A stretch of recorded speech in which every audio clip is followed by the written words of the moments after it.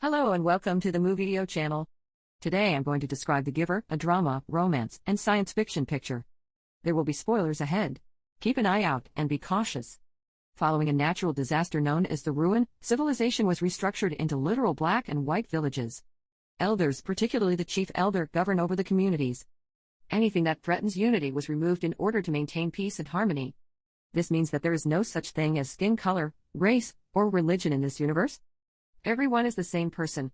Emotions, freedom, uniqueness, and joy were all taken away, as were conflict, pain, and suffering. Humans are barred from lying for the sake of civilization. Sexual desire and reproduction were outlawed, and everyone was being genetically modified. When a person reaches the age of majority, he or she is assigned a place in the community. On his way to their last day helping at the nurturing center, 18-year-old Jonas rides his bike with his two best friends, Fiona and Asher, one day before the graduation ceremony. Unlike his companions, Jonas is terrified and apprehensive about the route he will be allotted. He feels not the same as his companions, and sometimes he sees things like a shading that no one but he can see. They show up at the nurturing center where Jonas' allocated father likewise works. His dad is currently caring for an uncertain infant, a child who hasn't been allocated to their family unit yet. The uncertain infant, named Gabriel, shouts out. However, Fiona rapidly relieves him, and Jonas's father coos his name. Jonas is worried since realizing an infant's name is contrary to the principles. Boothie's father consoles him at the sound of the name quiets the child. As his father clarifies, Jonas looks over at Fiona and sees a hint of red in her hair. He excuses it and they proceed with their work. By the day's end, the threesome strolls to the wellspring and does their little custom of jumping through the smaller-than-normal cascade. They talk about their approaching graduation and guarantee that no matter what jobs are allotted to them, they will remain companions. Soon thereafter, Jonas communicates his anxiety during feelings time at supper, when his father, mother, and younger sibling, Lily, talk about their day. His mother consoles him that the elderly folks are never off base and that they've been watching him since Jonas was a new child, so they will pick the ideal job for him. This does nothing to help Jonas' uneasiness. The following morning, the day to at last alumni shows up. The chief elder shows up as a visualization and hosts the graduation service. The service begins with representation of the elders who have now resigned and will be delivered to elsewhere, a retirement home for individuals from the local area. From that point forward, infants are doled out to their introduction to the world. Mothers, children at 9 years old are given an image of their creating freedom and responsibility. Before adequately long, Jonas and different alumni join the stage where the elders will now allot them their jobs locally. Fiona is doled out as a nurturer as predicted, while Asher turns into a drone pilot. The seniors, be that as it may, skirt Jonas' number until every one of the alumni have left the stage. The older folks promise the crowd that this is no debauch. They picked cautiously this time since they couldn't bear the cost of another disappointment. Because of Jonas' knowledge, honesty, boldness, and ability to see past, he has decided to be the next receiver of memory.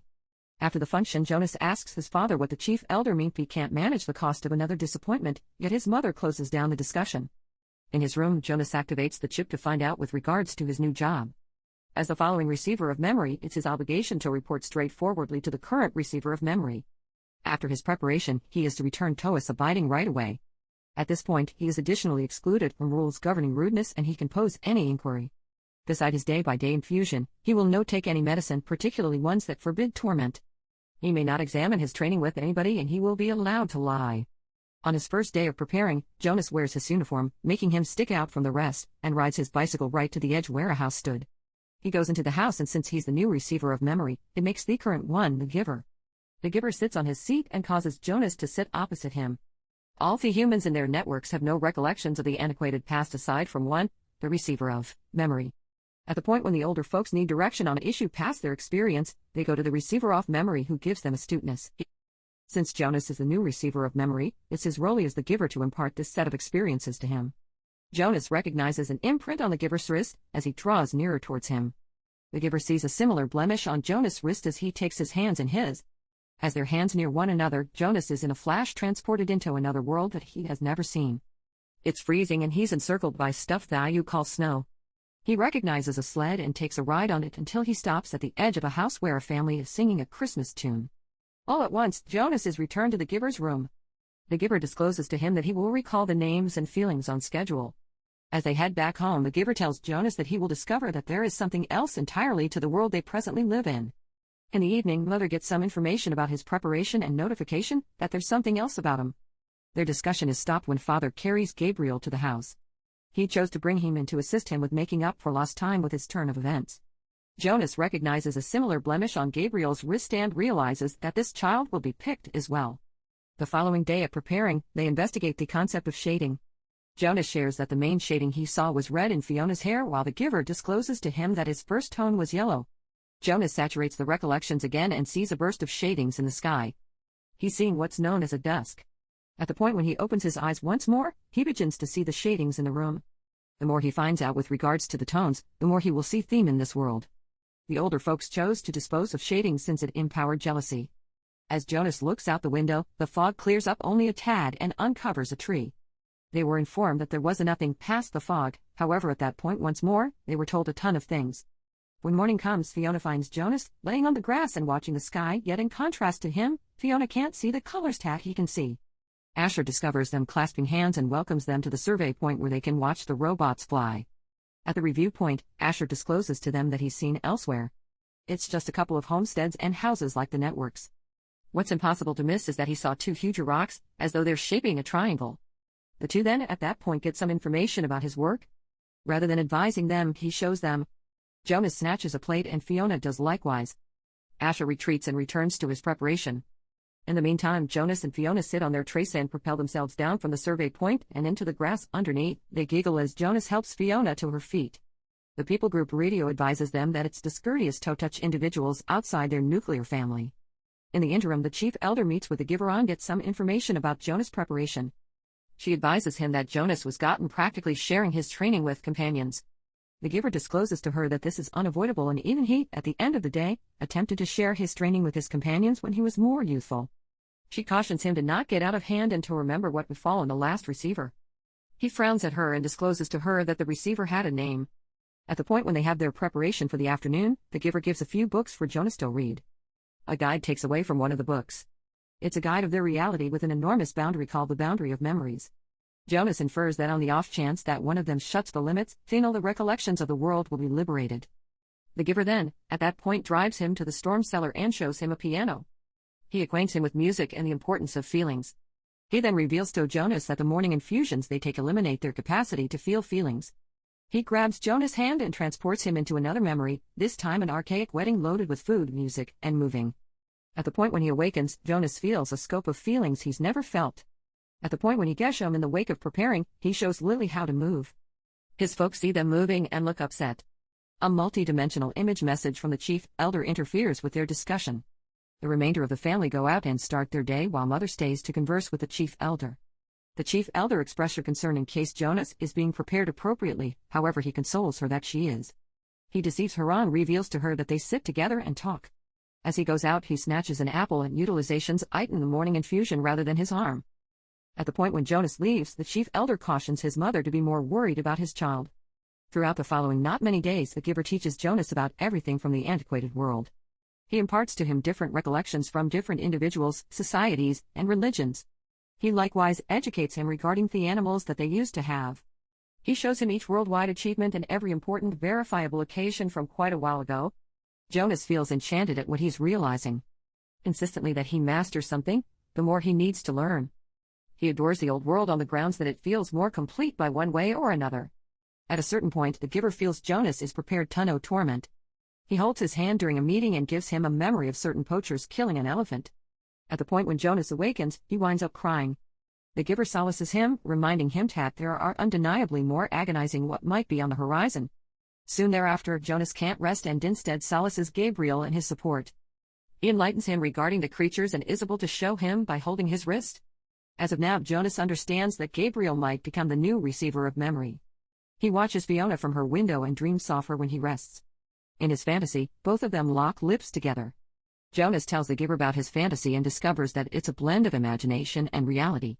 He discloses to Jonas that what he feels for Fiona is the start of adoration, however the elderly folks eliminated love just as the other emotions. Jonas considers this as he rides his bicycle with Fiona the following day. She asks about his preparing, yet he feels reluctant to share.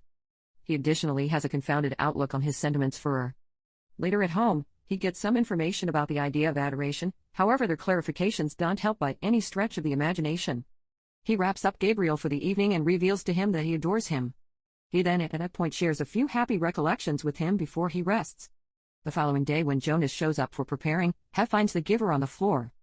He races to help him, yet before the giver could stop him, they hold hands and the recollections start flooding into Jonas. He's in a front line in the midst of a bloody fight. His companion lays close to him, draining from the chest. He discharges weapon at the presumed adversary and kills her. At the point when Jonas awakens, he's frightened. He's never felt this emotion before. This is the thing that they call torment, misfortune, and hurt. He flees from the giver, wassailing him that he wasn't intended to see that for a couple of more years. However, it's past the point of no return. Jonas wants nothing to do with these recollections any longer. The circumstance takes the giver back to Rosemary. She was the receiver before Jonas. The giver sees Rosemary in his own memories, crying as she leaves. In the interim, Jonas sees Asher on the local area grounds. Asher finds Heim acting impossible to miss and watches his companion leave. Jonas is in a dimness as he takes a gander at the children playing, uninformed of the aggravation and misfortune he's inclination.